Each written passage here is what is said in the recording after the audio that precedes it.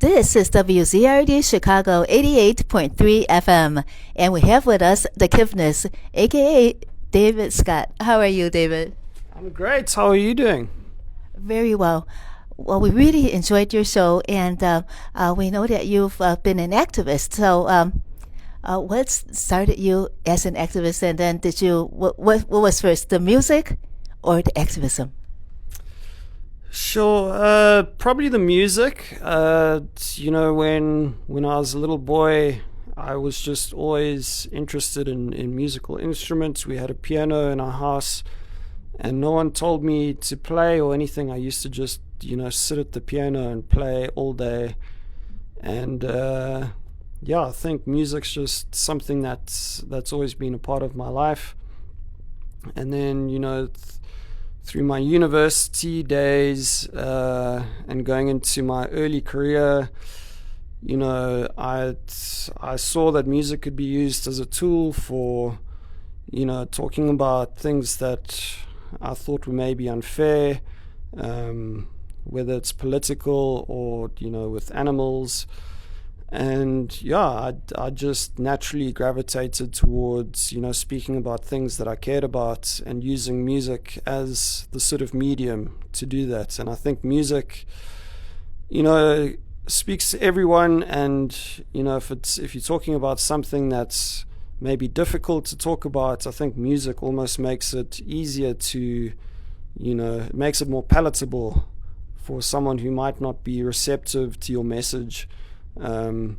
So in that way, it's really powerful. In other words, music is a bridge to understanding. Exactly. That's well put. When did you have issues with racism when you were young, and then you felt that you had to do something about it? So I feel like I grew up maybe in a little bit of a bubble. I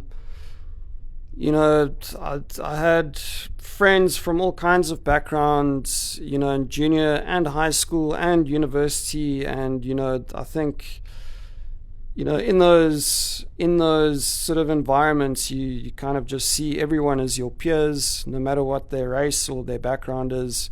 I had Chinese, black, Indian, colored, all kinds of friends. But I think in South Africa, even though we've moved past apartheid, we're living in a time now where, it's increasingly difficult as a white person to live in that country with the laws that are being passed in South Africa. There's a thing called Black Economic Empowerment, which I think started with very good intentions. It was, to, include more black people in the economy, which I think is needed. But it was completely voluntary. So I think businesses, took it upon themselves to be more proactive about, getting more people of color into business. But it's at a stage now where it's becoming compulsory. And I think we're seeing, similar things to what happened in apartheid, but it's just the other way around. And as a father of a white son, I obviously want a future for my child and whatever future children I might have. And I just think we need to try and work towards a society that doesn't see people for their skin color or their background, but purely on their merits. And that's something that I feel quite passionately about. And so, that's just one of the many things that, I feel strongly about in South Africa. But, apart from that, it's quite a divisive topic. You'll probably find that in South Africa, I'll have people with the same skin color as me, strongly supporting me because they feel the same. They have children that are white. They want a future for their kids. But then, there's politicians in the ANC and their followers that might think that my message is maybe racist or something like that. But if anything, I feel that it's the opposite. I just want to live in a society that doesn't treat people with my skin color as second-class citizens. So it's an interesting time to be a South African, but I've always got hope, and yeah, we'll just see what happens. But again, I talked about it in the show where, you know, I did a lot of political satire and kind of moved away from that just because, you know, the kind of attention that I got in the media and from politicians was somewhat unwanted. And, you know, I'd get death threats and that kind of thing. So I'm glad that I could, you know, find a little niche where, you know, it's not divisive. It's more about bringing people together. And, yeah, that's where we're at. Well, you brought a lot of people together with your pet songs, but what a beautiful day! The young boy that was singing. How did you find him? That's really him singing, right? Yeah. So he's not a little boy anymore. That video is actually about 10 years old, and I think it kind of went viral when it first came out, but with platforms like TikTok and that.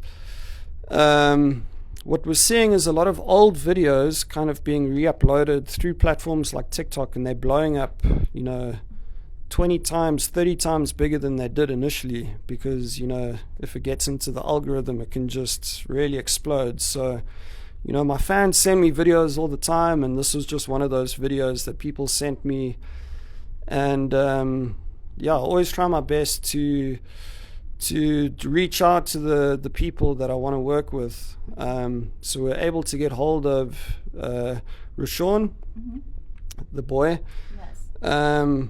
But yeah, we found out that he's a lot older, and we found out that it's, you know, an old video. So he was, you know, almost a man by the time we found him. We also found out that the song was written by a guy called Jermaine Edwards, who's, you know, a fairly popular musician in Jamaica. So we worked with his team and his publishers to make sure that we could have the rights to the song, also make sure that Rushawn was being looked after, and Jermaine actually took Rushawn under his wing and, you know, got him a record deal. And yeah, I think it did great things for everyone. So yeah, it's just amazing how the internet can do amazing things like that. Yeah, so Rushawn was in Jamaica when he sang that song. Correct. Yeah. Oh. Yeah, he was in school. Yes. Yeah. Yeah. So it wasn't even staged. He was just singing it in school then. Yeah, and the teacher recorded him. I think, you know, the song was popular in Jamaica at the time. And the teacher just happened to, I think, catch him at the right moment. And it's just one of those songs. As soon as you see it, you struck firstly, I think, by the message, and also just, you know, he's a cute boy, and, you know, in the classroom it just works, you know.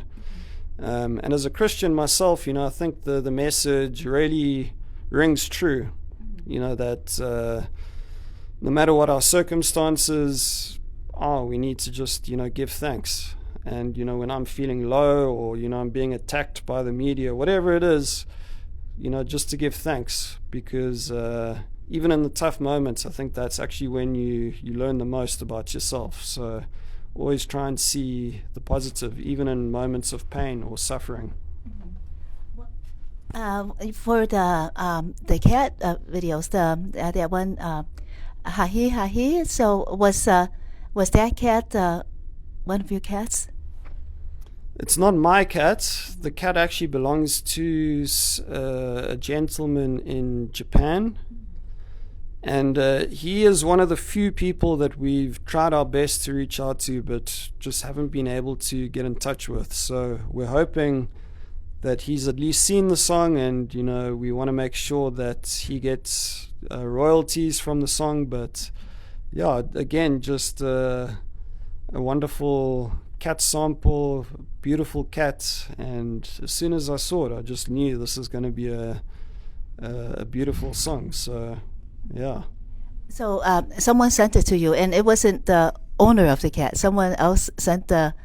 Yeah, pretty much every video that I make goes viral in some way, you know, just by itself. Thank you, boss.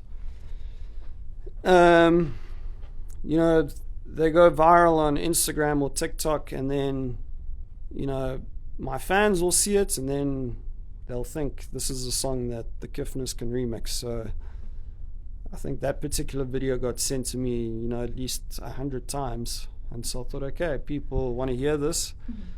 And then that's when I get to work. So my fans do, you know, at least half of my job for me by finding these videos. What about the Ukrainian folk song that the singer, and then but he was also in the Ukrainian army as well? Yeah, so that song, I mean, the backstory is just crazy. The lead singer of a band called Boombox, Andriy, he was on tour like me in the US.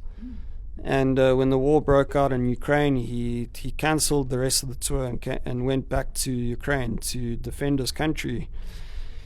And that song that he sung was it's an old Ukrainian folk song called Uyuluzi Chervona Kalina, which is a song about, you know, rising from the ashes pretty much, and just, you know, always having hope. And yeah, it became a sort of unofficial anthem for the country during that time, where I think a lot of people felt hopeless. You know, they were hiding out in bunkers. They drew a lot of strength from that song. So I'm just glad that, you know, the song could help, and also we could raise some money for humanitarian aid in Ukraine.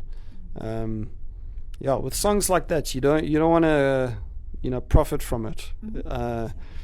You want to make sure that it's going to where it's needed. And yeah, between us and his team, we decided, you know, it's going to go to food or medical aid for soldiers in Ukraine. That's excellent. There were a couple of videos with a cat, an animated cat, doing like the cha-cha-cha, and yes, as part of the video. That was so cute. How did you do that? So Sean, my visual guy, I think he just finds crazy videos on the internet. Some of it, you know, we've made ourselves as well, but a lot of it, because it's like meme music, you know, we just find funny videos that might fit. And so Sean's doing all of that live, and, you know, that's a new video that I think he found today, and I said, well, let's just chuck it in. So yeah, I don't even know what's going on half the time because I'm facing the crowd. But Sean, I think, is just really talented and is able to, you know, do cool visuals that just go with the music. Let's get back to your start. So you studied music, and you did some beats. How did you just everything that you learned? How did you put it together? It just kind of a piece by piece came together.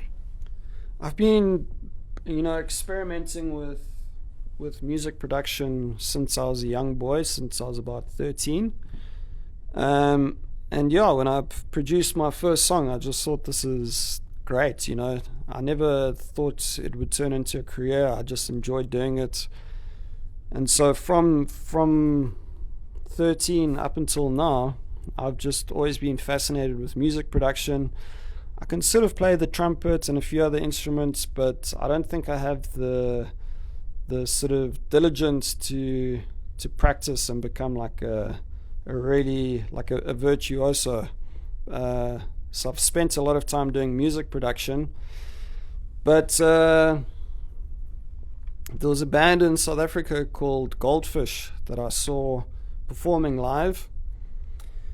And at the time I was, you know, DJing in clubs, but I was also playing trumpet in jazz band. And then when I saw Goldfish, you were doing both. They were kind of blending live instruments with DJ beats. I thought, that's interesting. That looks like something I'd want to do. So that's when I started, you know, experimenting with electronic music and blending it with other instruments. So that's kind of how I got to where we are now. How did you discover YouTube as a platform?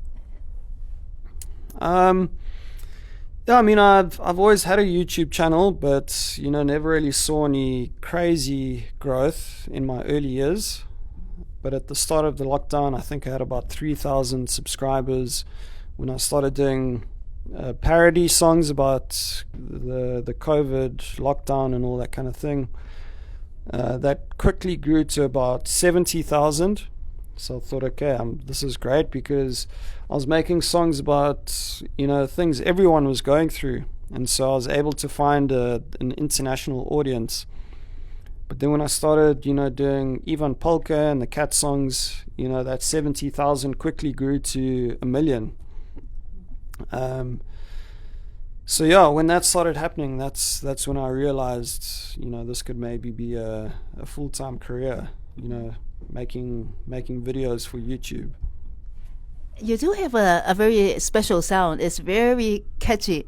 How do you how did you find that voice? I feel like music is kind of out there, and it's up to us to listen and tune into the frequencies where we can actually channel music. I really do believe that it's all out there, and if you can get yourself into the right state of mind, you can really channel that, and that often happens at 2 a.m. So yeah, I can't explain it. There's no formula. It's just a matter of keeping an open mind, open heart, and just seeing if it comes to you, because sometimes it doesn't. It sounds to me like you like instinctively try to hear the music in everything. I don't try to. It's like something that I was born with. It's either a blessing or a curse. I don't know which one it is. But yeah, I figured out that I actually have, it's like a disorder where your brain tries to make sense of any sound that it hears. And I figured this out when I was lying in bed with, I was lying next to my son, who was a newborn at the stage, and he had a white noise machine, which, helps infants kind of sleep. And I was hearing music in the white noise, and I thought, is there some kind of radio frequency that this thing's picking up? I don't know what's going on. But the song was just playing on repeat, and I couldn't make sense of it. And then I Googled hearing music in white noise, and then it told me that I have this disorder where your brain hears the white noise and then actually tricks you into believing that there's music in it. So I thought that was quite interesting. So it's not even like I'm trying, it's just my brain's wired that way. It doesn't sound like a disorder at all. It sounds like a gift. Yeah. Wow. For the xylophone cat, how did that come about? That is so lovely. Is there did you put together like you said, like 2 a.m. sometimes things come to you, and then you said 5 a.m. for the cat. Why 5 a.m. and not like another time? Is there something special about 5 a.m? That's when my cat normally comes to me and asks for food. So yeah, I was just kind of recreating that scene. I think a lot of people can relate to that, where the cat comes early in the morning and you're like, what do you want, kind of thing. So yeah, I kind of just turned it into a little fun story, and yeah, just reminding people that sometimes your cat will say something and it's trying to actually communicate an idea, and a lot of people think, oh, he wants food, but a lot of the time he actually wants something else. So I think that's the other message to it, is just to try and listen to your pets and see what it is they want. And what is the response of your cat to a xylophone? My cat's not interested at all in my music. Yeah. And what about your the Sometimes I'm Alone. Is that were you inspired by your cat, like being upset that you're away from him?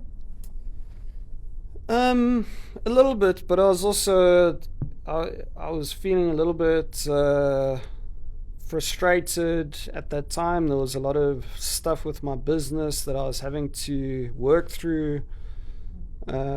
Setting up bank accounts and all kinds of weird stuff that I just was a lot of hard work, and I felt very alone in that whole situation because we had a record deal, but I couldn't access these funds and I didn't have any money even though it was there.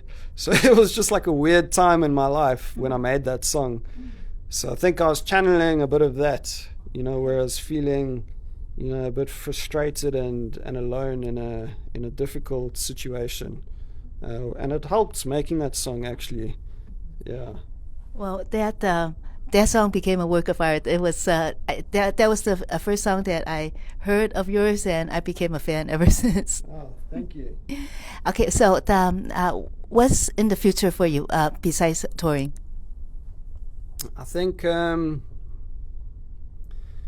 just carry on making videos if creativity and inspiration allows. You never know when it might dry up, so I'm just enjoying the ride while it lasts.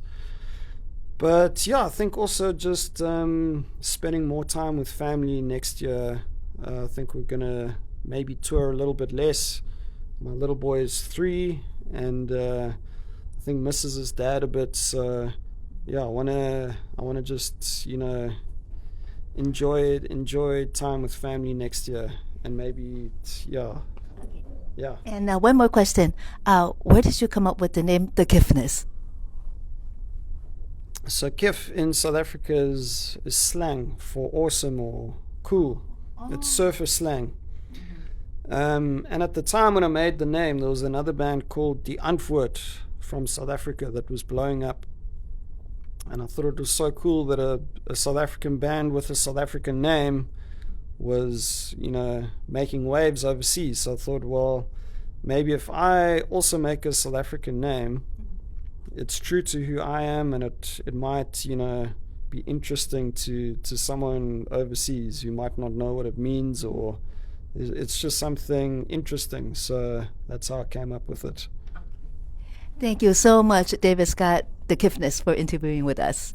Thank you for having me. Really, really enjoy you. Thank you so much. Thank you.